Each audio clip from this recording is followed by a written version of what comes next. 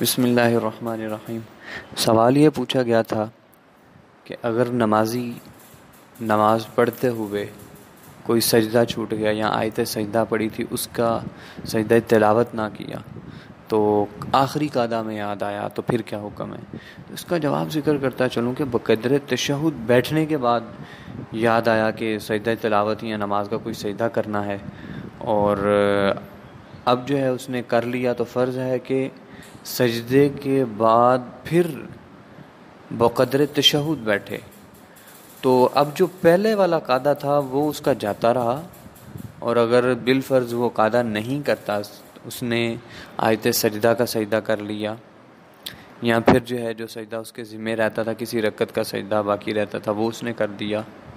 تو قاعدہ پھر دوبارہ نہیں دہرایا تو اس صورت میں نماز نہیں ہوگی، بلکہ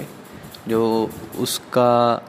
آیت سجدہ کا سجدہ تلاوت رہتی تھی یا پھر سجدہ ایک رہتا تھا وہ اس نے اب کر دیا، اس کے بعد پھر دوبارہ سے اسے قاعدہ کرنا پڑے گا، کیونکہ پہلا قاعدہ جو ہے وہ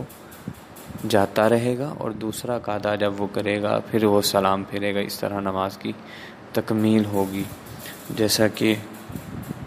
منیت المصلی میں الفریضۃ السادسہ وہی قعدۃ الاخیرہ میں اس مسئلے کو بیان کیا گیا۔ واللہ اعلم بالصواب۔